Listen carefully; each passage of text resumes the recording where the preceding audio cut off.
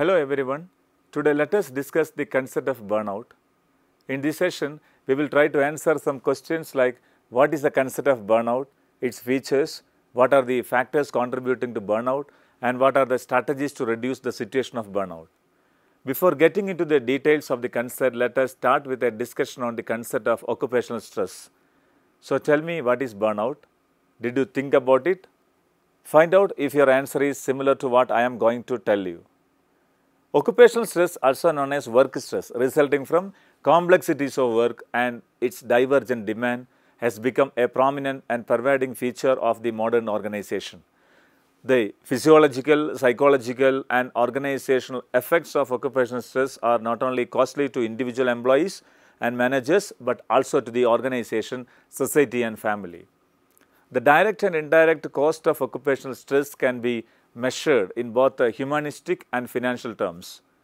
The 1980s and 1990s has seen a considerable changes in the workforce structure in industrialized economies. Occupational stress accounts for more than 4 times the number of sick days, regular illness, according to NIOSH, National Institute for Occupational Safety and Health. In recent years, the issue of occupational stress and burnout have received increasing research attention. For many years, burnout has been considered as an occupational hazard which occurred first and foremost in people-oriented professions such as human services, education, and healthcare. Today, it affects all professions and all categories of workers. Among these, non-manual workers are particularly exposed to the new health-damaging trends in the world of work. Recently, the work on burnout has expanded internationally and has led to new conceptual models. The focus on engagement, the positive antithesis of burnout, promises to yield new perspectives on the interventions to alleviate burnout. The social focus of burnout, the solid research basis concerning the syndrome, and its specific ties to the work domain make a distinct and valuable contribution to people's health and well-being. Now let us see what is burnout. Burnout is a term which is frequently used to describe the emotional and physical exhaustion experienced by people as a direct result of excessive work-related stress. Burnout is a psychological experience that manifests itself in the individual, particularly those individuals who are involved in difficult person-to-person relationship as part of their regular working experiences. Burnout can cause significant physical, emotional, and psychological and spiritual damage to people. Burnout as a type of prolonged response to chronic job-related stress has a special significance in healthcare settings, where staff experiences both psychological, emotional, and physical stress. Common signs of job burnout include interpersonal problems, emotional fatigue, low productivity, health problem, addictive resolutions, obsessive thinking. Job burnout refers to the adverse effects of working condition where stressors seems unavoidable and source of job satisfaction and relief from stress seem unavailable. The burnout phenomenon typically contains 3 components. 1. A state of emotional exhaustion. 2. Depersonalization of individuals. And 3rd one, feeling of low personal accomplishment. Then what is depersonalization? Depersonalization refers to the treatment of people as object. For example, a nurse might refer to the broken knee in room 107 rather than use the patient's name. Here we have conceptual definition of burnout.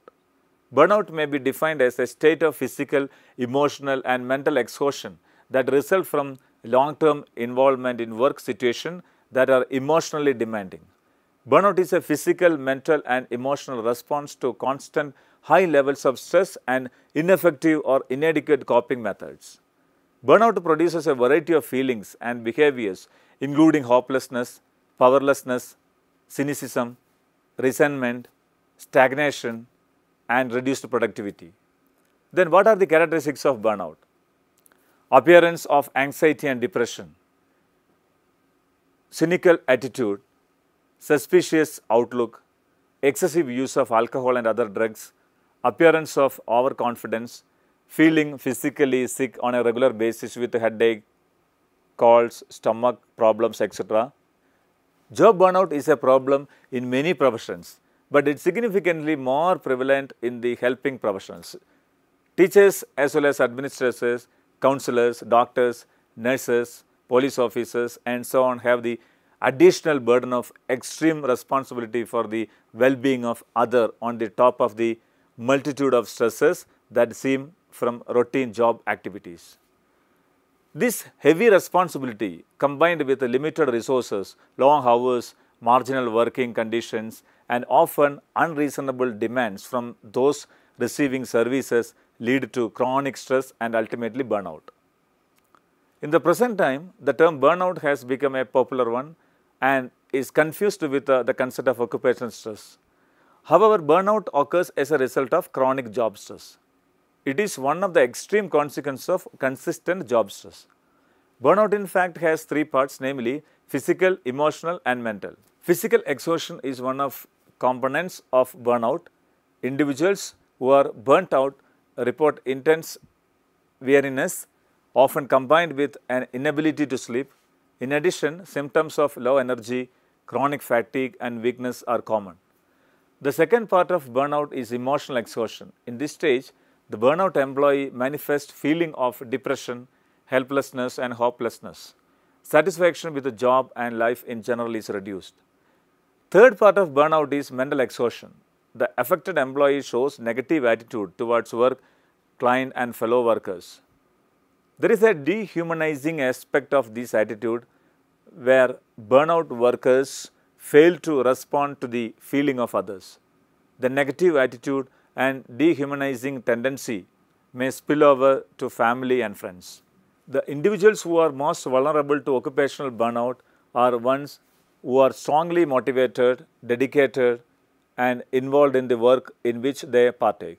Occupational burnout is associated with increased work experience, increased workload, absences and time missed from work, impaired empathy and cynical attitude towards clienteling and thoughts of quitting. According to Maslach, burnout develops as a response to a chronic emotional strain, which is a result of dealing with other people and especially with the people who cope with serious problems. This burnout could be considered as a type of professional stress that results from the social interaction between people who provide help and the person who receives that help. In Maslach's concept of burnout, there are three stress reactions which occur in very specific three-dimensional sequence. Stress reactions are characterized by emotional exhaustion, depersonalization and feeling of little personal accomplishment. Emotional exhaustion refers to excess emotional demands made on people at work to the point of exhaustion. Depersonalization results when employees see their patients or clients as objects rather than as human beings. The employees become detached or callous and can even dehumanize their clients. This phenomenon is sometimes known as detached concern. Feeling of reduced personal accomplishment result when healthcare professionals feel that their actions are not producing positive result. Maslach 1982. Occupational burnout is considered as endemic to the human service professions and the construct has achieved considerable, albeit uncritical, acceptance in the popular culture and contemporary workplace. People in the human service professions are particularly at risk for burnout as their work is emotionally involving and work outcomes can be relatively independent of the effort exerted by the professionals. Occupational burnout is assumed to be a negative consequence of chronic work stress. In the context of occupational health, the problems of individual employees related to work stress are often encountered as burnout. One of the Oxford English Language Dictionaries, Hornby 1982, defines burnout as to ruin one's health by overwork. Scientific interest in occupational burnout started approximately 3 decades ago.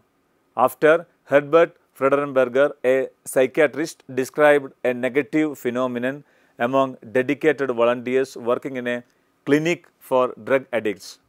Burnout means that a staff member becomes gradually exhausted from excessive demands on energy, strength or resources about a year after he or she began work and showed various physical, behavioral and mental symptoms. Burnout often starts as a feeling of fatigue, physical, mental or emotional, which lasts increasingly longer.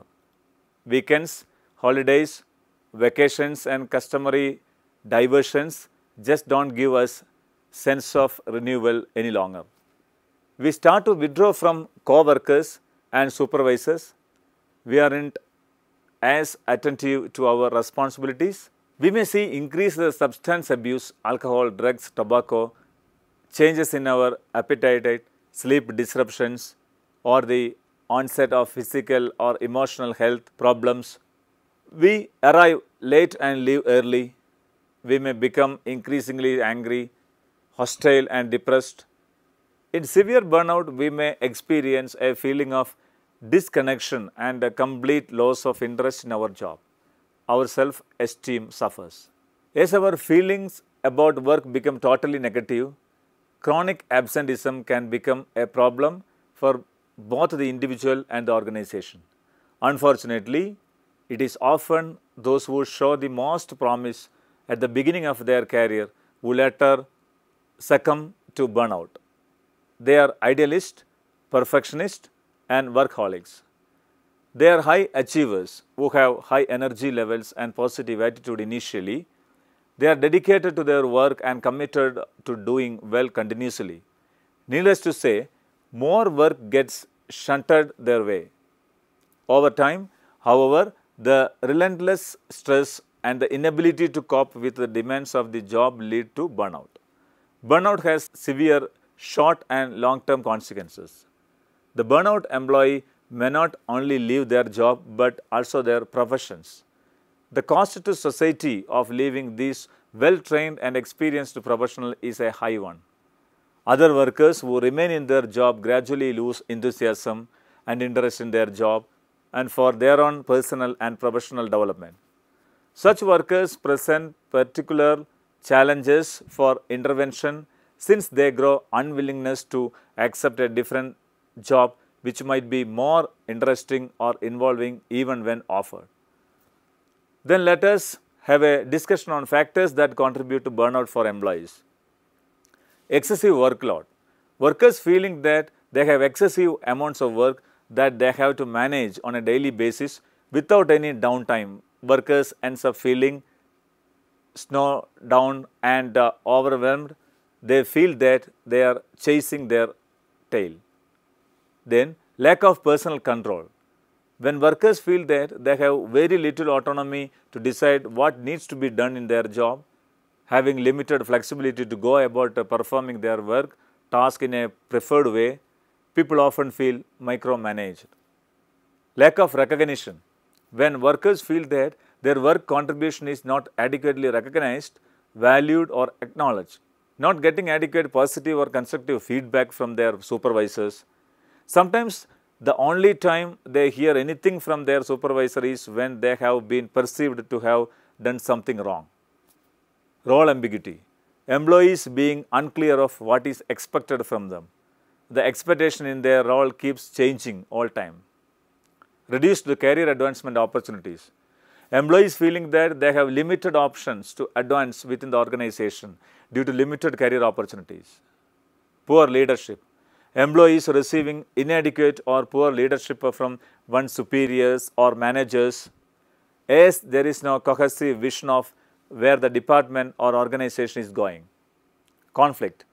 Conflict with the managers and colleagues can cause a significant amount of stress which can also contribute to burnout. Finally, let us see what are the strategies for reducing burnout. There are a number of strategies that can be used in order to mitigate the incidents of burnout. Developing a very clear boundaries between work and personal life.